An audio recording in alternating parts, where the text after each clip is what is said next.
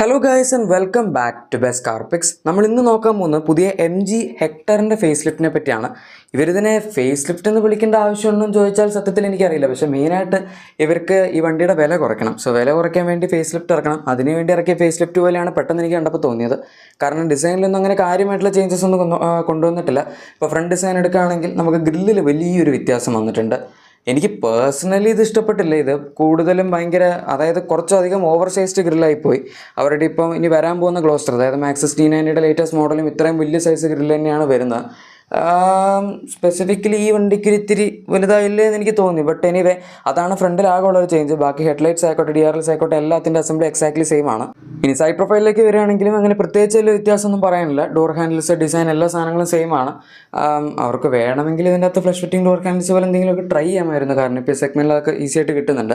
പക്ഷേ ഏതായാലും ഇതിനകത്ത് കൊടുത്തിട്ടില്ല. പിന്നെ നമുക്ക് ഡയമെൻഷൻസ് കാര്യങ്ങളിലൊന്നും വ്യത്യാസമില്ല. വിൻഡോ ലൈൻ്റെ താഴത്തായിട്ട് ചെറിയൊരു ക്രോം ഉണ്ട്. അതുപോലെ താഴത്ത് ചെറിയൊരു സ്കിറ്റ് പ്ലേറ്റ് പോലത്തെ സംഭവം കൊടുത്തിട്ടുണ്ട്. മെയിനായിട്ട് ചേഞ്ച് വന്നിരിക്കുന്ന അലോയ് വീൽസിൻ്റെ കാര്യത്തിലാണ്. ഡിസൈൻ മാറ്റിയിട്ടുണ്ട്. പക്ഷേ ഇപ്പം നോർമലി അതിൻ്റെ താഴത്തുള്ള സെഗ്മെൻറ്റിലെ വണ്ടികൾ വരെ 19 ഇഞ്ച് അലോയ്സ് കിട്ടിക്കൊണ്ടിരിക്കുന്ന ഒരു കാലമാണ്.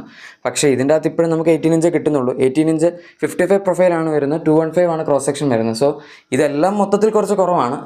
19 ഇഞ്ച് കൊടുക്കേണ്ടതായിരുന്നു സത്യത്തിൽ വണ്ടിയിൽ. നമുക്കിപ്പോൾ സിയറയിലടക്കം 19 ഇഞ്ച് കിട്ടുന്നുണ്ട്. അതുകൊണ്ട് വണ്ടി ഇച്ചിരി അണ്ടർടയർഡ് ആയിട്ടുള്ളൊരു ലുക്കുണ്ട് ഇതിന്.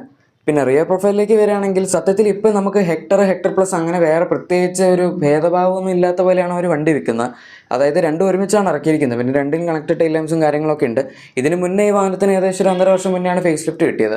അത് അത്യാവശ്യം നല്ലൊരു കോംപ്രിഹെൻസീവ് അപ്ഡേറ്റ് ആയിരുന്നു. എക്സ്റ്റീരിയറിൽ അധികം വ്യത്യാസം ഇല്ലായിരുന്നെങ്കിലും ഇൻറ്റീരിയറിൽ ഇഷ്ടംപോലെ വ്യത്യാസം ഉണ്ടായിരുന്നു. അതൊക്കെ തന്നെ ഇതിൻ്റെ അകത്തും ക്യാരി ഓവർ ചെയ്തിട്ടുണ്ട്. പിന്നെ ബാക്കിൽ നമുക്ക് കണക്റ്റഡ് ടൈൽ ലൈറ്റ്സ്, അതിൻ്റെ അകത്ത് പാറ്റേൺ ഒക്കെ മാറിയിട്ടുണ്ട്. ബാക്കി സാധനങ്ങളൊക്കെ സെയിം ആണ്. ഇലക്ട്രോണിക് പവർ ടൈൽ ഗേറ്റ് ഒക്കെ ഇതിനകത്തുണ്ട്. അതൊക്കെ പണ്ടേ ഉണ്ടായിരുന്നതാണ്. പിന്നെ താഴെ സ്കിറ്റ് പ്ലേറ്റ്സ്, അതുപോലെ 360 ഡിഗ്രി ക്യാമറയുടെ സ്ലോട്ടും കാര്യങ്ങളെല്ലാം നമുക്ക് കാണാം. സോ ഫീച്ചേഴ്സായിട്ട് എക്സ്റ്റീരിയറിൽ നമുക്കങ്ങനെ പ്രത്യേകിച്ച് വലിയ അപ്ഡേറ്റ് ഒന്നും വന്നിട്ടില്ല. ബമ്പറിൻ്റെ ഡിസൈൻ അവർ ചെറുതായിട്ടൊന്ന് റീഡിസൈൻ ചെയ്തിട്ടുണ്ടെന്ന് പറയാം, അത്രേ ഉള്ളൂ. പക്ഷേ ഇതിന് മുന്നേ വന്ന് ഫേസ് ലിഫ്റ്റ് വെച്ച് കമ്പയർ ചെയ്യുമ്പോൾ അങ്ങനെ കാര്യമായിട്ടുള്ള വ്യത്യാസമൊന്നുമില്ല. ഇനി ഇൻറ്റീരിയർ ഞാൻ നേരത്തെ പറഞ്ഞ പോലെ ഇതിന് മുന്നേ വന്ന വണ്ടിയിൽ നമുക്ക് നല്ല കോംപ്രിഹെൻസീവ് ആയിട്ടുള്ളൊരു അപ്ഡേറ്റ് കിട്ടിയതുകൊണ്ട് അവർ ഇനിയിപ്പോൾ അതിൻ്റെ അകത്ത് അധികം പണിയാൻ പോയിട്ടില്ല. എന്താണ് എക്സിസ്റ്റിംഗ് വണ്ടിയിലുള്ളത് അതൊക്കെ തന്നെയാണ് ഇതിൻ്റെ അകത്ത് നമുക്ക് കിട്ടുന്നത്. ഫീച്ചേഴ്സായിട്ട് 14 ഇഞ്ച് ഇൻഫോർടൈൻ സിസ്റ്റം വന്നിട്ടുണ്ട്. പിന്നെ ചേഞ്ച് ആയിട്ട് നിങ്ങൾക്ക് വേണമെങ്കിൽ കളർ തീമിൻ്റെ ഒരു വ്യത്യാസം പറയാം. ഇതിനകത്ത് ഇപ്പോൾ ഒരു ഇച്ചിരി ബേജ് എന്ന് പറയാൻ പറ്റില്ല, ടാൻ ടൈപ്പാണ് വന്നിരിക്കുന്ന കളർ. നേരത്തെ കുറച്ച് ബ്രൗൺ ആയിരുന്നു. അതുപോലെ നമുക്കൊരു വൈറ്റ് ഇൻറ്റീരിയേഴ്സ് ഒക്കെ ആയിരുന്നു ഇതിനകത്ത് കിട്ടിക്കൊണ്ടിരുന്നു. പക്ഷേ ഇപ്പോൾ അത് ടാൻ ആയിട്ടുണ്ട്. ആൻഡ് ചെറിയൊരു കളർ തീമിനുള്ള വ്യത്യാസം അത്രേ ഉള്ളൂ. ക്വാളിറ്റി ഒക്കെ നേരത്തെ നല്ലതായിരുന്നു. ഈ പുതിയ ഡാഷ്ബോർഡ് വന്നപ്പം ഡിസൈനും അത്യാവശ്യം നല്ല മോഡേൺ ആക്കിയായിരുന്നു അവർ. 14 ഇഞ്ച് ഇൻഫോർടൈൻ സിസ്റ്റം ആണ് കിട്ടുന്നത്. അതുപോലെ സെൻറ്റർ കൺസോളിൻ്റെ ഏരിയ എല്ലാ സാധനങ്ങളും സെയിം ആണ്. കോമൺ ഫീച്ചേഴ്സ് പറയുകയാണെങ്കിൽ 6-way electrical adjustable driver seat ഉണ്ട്, ഫ്രണ്ട് വെന്റിലേറ്റഡ് സീറ്റ്സ് ഉണ്ട്, ഇലക്ട്രോണിക് പാർക്കിംഗ് ബ്രേക്ക് ഉണ്ട്, വയർലെസ് ചാർജർ ഉണ്ട്, പിന്നെ panoramic sunroof, level 2 advance air resistance system കിട്ടുന്നുണ്ട്. അങ്ങനെ നേരത്തെ ഉണ്ടായിരുന്ന സാധനങ്ങളൊക്കെ തന്നെ. ഇതിലാകപ്പാടെ പുതുമ പറയാൻ പറ്റുന്ന ഇവരിതിൻ്റെ ഇൻഫോർടൈൻ സിസ്റ്റത്തിൻ്റെ UI മൊത്തം മാറ്റിയിട്ടുണ്ട്. പിന്നെ ഗസ്റ്റർ കൺട്രോൾസ് കൊണ്ടുവന്നിട്ടുണ്ട്. അതായത് BMW നമ്മൾ കുറച്ച് കാലം മുന്നേ കാണില്ലായിരുന്നു. വോളിയം കൂട്ടാൻ മുകളിലേക്കാക്കുക, ട്രാക്ക് മാറ്റാൻ സൈഡിലേക്കാക്കുക, അങ്ങനെയൊക്കെ ആയിട്ട് നമ്മൾ ടച്ച് ചെയ്യാതെ തന്നെ നമുക്ക് ഇൻഫോർടൈൻ സിസ്റ്റം കൺട്രോൾ ചെയ്യാൻ പറ്റും. അങ്ങനത്തെ ഒരു സംഭവമാണ് ഇതിൻ്റെ അകത്ത് വന്നിരിക്കുന്നത്. യൂസ്ഫുൾ ആണെന്ന് ചോദിച്ചാൽ നിങ്ങൾക്ക് വേണമെങ്കിൽ യൂസ് ചെയ്യാം, അത്രേ ഉള്ളൂ.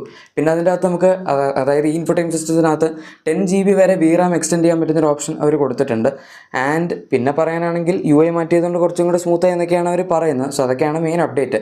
അതുപോലെ നമുക്ക് ഇതിൻ്റെ അകത്ത് റിമോട്ട്ലെസ് ഓപ്പറേഷൻ, അതായത് നമ്മുടെ മൊബൈൽ തന്നെ കീ ആയിട്ട് ഉപയോഗിക്കാനുള്ളൊരു കണക്ടിവിറ്റി അവർ കൊണ്ടുവന്നിട്ടുണ്ട്. അങ്ങനെയൊക്കെയാണ് ഇതിൻ്റെ ചേഞ്ചസ് പോകുന്നത്. സത്യം പറഞ്ഞ് ഇതിൻ്റെ അകത്ത് അങ്ങനെ പറയാൻ ഒരുപാട് വലിയ ചേഞ്ചസ് ഒന്നും ഇല്ല. അതുകൊണ്ട് തന്നെ നമുക്ക് നേരെ പ്രൈസിലോട്ട് കിടക്കാം. ഇതിൻ്റെ അകത്ത് ഏറ്റവും അട്രാക്റ്റീവായിട്ട് അവർ ചെയ്തിരിക്കുന്നതിൻ്റെ പ്രൈസിംഗ് ആണ്. നന്നായിട്ട് കുറച്ചിട്ടുണ്ട്. ഏകദേശം 2 ലക്ഷം രൂപയോളം നേരത്തെ ഉണ്ടായിരുന്ന വണ്ടി വെച്ച് കമ്പയർ ചെയ്യുമ്പോൾ എക്സ്ഷോറൂം പ്രൈസ് ബേസ് മോഡലിന് കുറച്ചു.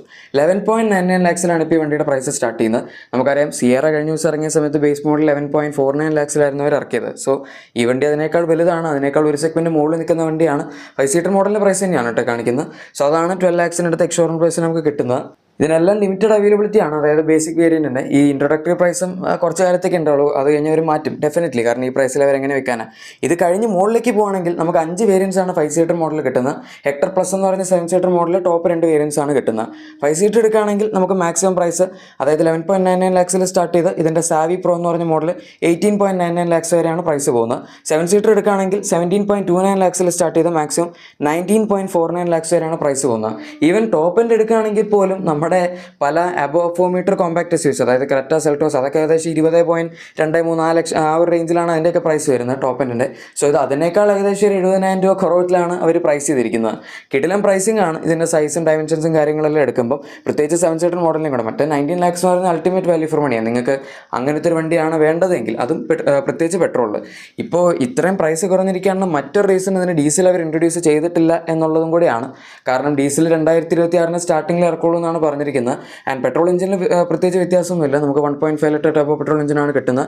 143 PS/H'ും 250 Nm ടോർക്കും, 6 സ്പീഡ് മാനുവൽ, അതുപോലെ CVT ഓട്ടോമാറ്റിക് ട്രാൻസ്മിഷനിലൊക്കെയാണ് ഇത് കിട്ടുന്നത്. ഡീസൽ പണ്ട് ഉണ്ടായിരുന്നപ്പോൾ നമ്മുടെ ജീപ്പിൻ്റെ, അതായത് ഫിയറ്റ് സോഴ്സ്ഡ് ആയിട്ടുള്ള മൾട്ടിജെറ്റ് 2 ലിറ്റർ ഡീസൽ എഞ്ചിൻ ആയിരുന്നു. അതിന് 170 PS/H'ും അതുപോലെ 350 Nm ടോർക്കും ആയിരുന്നു ഉണ്ടായിരുന്നത്. അതിലാകപ്പാടെ 6 സ്പീഡ് മാനുവൽ മാത്രമേ ഈ വണ്ടി നമുക്ക് കിട്ടുന്നുണ്ടായിരുന്നുള്ളൂ. അതായിരുന്നു ഇതിൻ്റെ ഏറ്റവും വലിയ ഡ്രോബാക്ക്. സെഗ്മെൻറ്റിലുള്ള ബാക്കി എല്ലാ വണ്ടികളിലും നമുക്ക് ഓട്ടോമാറ്റിക് ഉണ്ട് ഡീസൽ. പക്ഷേ ഈ വണ്ടിയിൽ മാത്രം ഡീസൽ ഓട്ടോമാറ്റിക് ഇല്ല. ചിലപ്പോൾ ഡീസൽ ഓട്ടോമാറ്റിക് കൊടുക്കാൻ കൂടെ വേണ്ടി ആയിരിക്കാം അവർ അടുത്ത വർഷം സ്റ്റാർട്ടിങ്ങിലേക്ക് അത് പോസ്റ്റ്പോൺ ചെയ്തത്. അതിനെപ്പറ്റി ഏതായാലും അവരൊന്നും പറഞ്ഞിട്ടില്ല.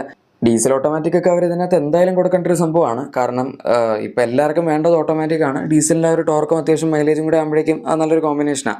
ഓൾറെഡി ഈ വണ്ടിയുടെ പെട്രോൾ മൈലേജ് എന്ന് പറഞ്ഞാൽ ഭയങ്കര മോശം. ഓട്ടോമാറ്റിക്കും കൂടെ എടുക്കുകയാണെങ്കിൽ 6-7 ഒക്കെ നിങ്ങൾ പ്രതീക്ഷിച്ചാൽ മതി. മാനുവൽ ആണെങ്കിലും 8-6 റേഞ്ചിലൊക്കെ കിട്ടുള്ളൂ. സോ വളരെ മോശമാണ്. ഇത് എടുക്കാൻ പ്ലാൻ ഉണ്ടെങ്കിൽ മൈലേജ് വളരെ കുറവാണെന്നുള്ളത് മനസ്സിൽ വെച്ചിട്ട് മാത്രം എടുക്കുക. സോ ഗൈസ്, ഇതാണ് നമ്മുടെ പുതിയ ഹെക്ടർ ഫേസ് ലിഫ്റ്റിനെ പറ്റി പറയേണ്ടത്. എന്താണ് നിങ്ങൾക്ക് ഇതിനോടുള്ള അഭിപ്രായം എന്ന് താഴെ കമൻസിൽ പറയാം. പിന്നെ നിങ്ങളുടെ എക്സിസ്റ്റിംഗ് വാഹനത്തിന് എന്തെങ്കിലും ആക്സറീസോ ക്ലീനിങ് പ്രോഡക്ട്സ് ഒക്കെ ആണെങ്കിൽ നമ്മുടെ ഡിസ്ക്രിപ്ഷൻ അല്ലെങ്കിൽ പ്രൊഡക്ട്സ് കൂടെ തീർച്ചയായും ചെക്കൗട്ട് ചെയ്തേക്കാം. വീഡിയോ ഇഷ്ടപ്പെട്ടെങ്കിൽ മറക്കാതെ തന്നെ ലൈക്കും സബ്സ്ക്രൈബും ഷെയറും കൂടെ ചെയ്യാനും മറക്കണ്ട. നമുക്ക് മറ്റൊരു വീഡിയോയിൽ കാണാം. അതുവരെ thank you for watching my video and good bye.